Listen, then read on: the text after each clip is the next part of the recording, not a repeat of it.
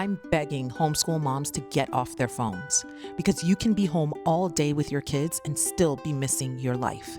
And I'm not saying that as someone who has mastered this. I'm saying it as a mom who has felt the grief of realizing I was physically present but not fully there. We tell ourselves it's harmless. I'll just check something real quick. I'll answer this message. I'll look this up. But then the day feels scattered, the kids feel interruptive, and you feel behind. And your mind is so full of everyone else's voice that it gets hard to hear what's right in front of you.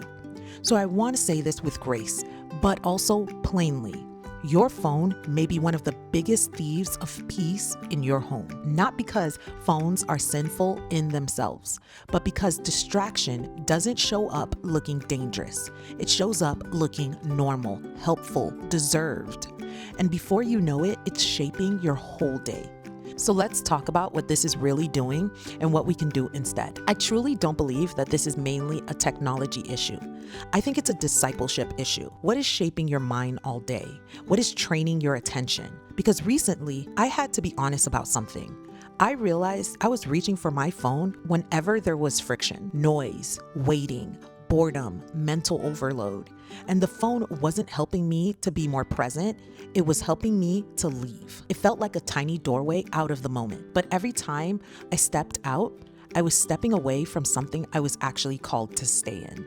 Stay in the hard moments, stay in the interruption, stay in the ordinary work God gave me. So I started putting distance between me and my phone in a small way. I literally bought a brick, which is a tool that helps block distracting apps on my phone, because I knew I needed help creating more separation from it. Because I realized I didn't need more discipline, I needed fewer opportunities to escape. So what is your phone actually stealing? Well, first, it steals your eyes. Your attention keeps shifting away from your children to something glowing in your hand, and they feel that. Second, it steals your mind.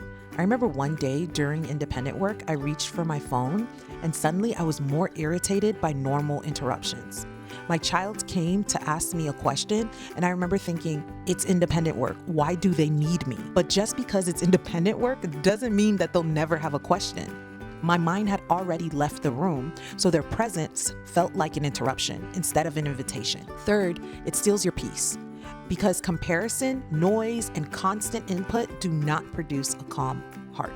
We say we want a peaceful home while feeding our minds chaos all day. Fourth, it steals your time. 5 minutes here, 7 minutes there, and by the end of the day, you feel behind, but you don't know why.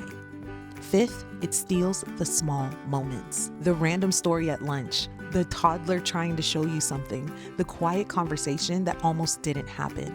Those don't feel important in the moment, but they are the moments. If this is hitting home and you know peace in your home is built through small, faithful habits, my free workshop, 5 Tiny Habits for a Peaceful Home, will help. I'll link it below. Homeschooling is not just academics. It's discipleship, it's relationship, it's formation, and proximity is not the same as presence. Just because you are home doesn't mean you're fully there. Just because lessons are getting done doesn't mean hearts are being shepherded. If we're going to homeschool with intention, we have to guard what keeps getting fragmented, our attention. Because whatever has your attention is shaping your home. Here's the lie that we believe. I can do both. I can scroll and still be present. I can listen and still check this real quick.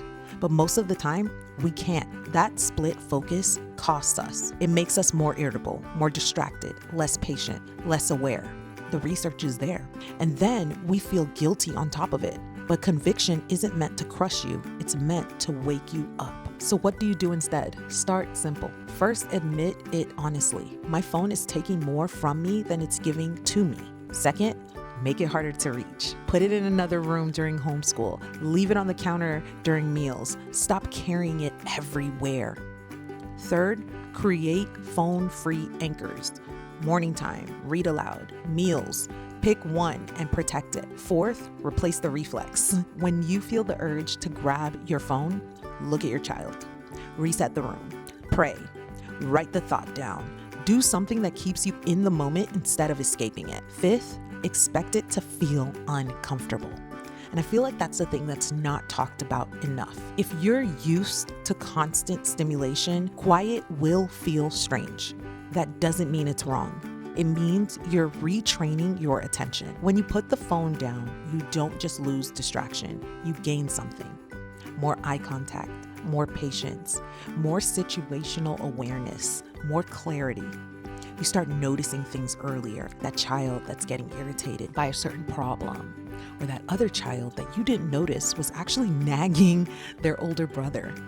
You start catching moments you used to miss, like how your toddler's little legs runs when he's kicking a ball, and something in your soul slows down, even if your day is still full. So this is my plea. Homeschool mom, get off your phone. Not because you need more rules, not because you need more guilt, but because these years are too weighty to sleepwalk through. Your children don't need a perfect mom. They need a present one. They need your eyes, your attention, your tone, your faithfulness in the ordinary. If this hit home, don't try to change everything. Just pick one thing, one boundary, one phone-free moment, one choice to be more here. Because no, you can't do everything. But by God's grace, you can be faithful in what's right in front of you. And that matters more than we realize. Before you go, tell me in the comments one phone boundary you're starting tomorrow. And if you want help building a home that actually feels peaceful, even when life is loud, join my free workshop, 5 Tiny Habits for a Peaceful Home. I'll link it below. I'd love to see you there.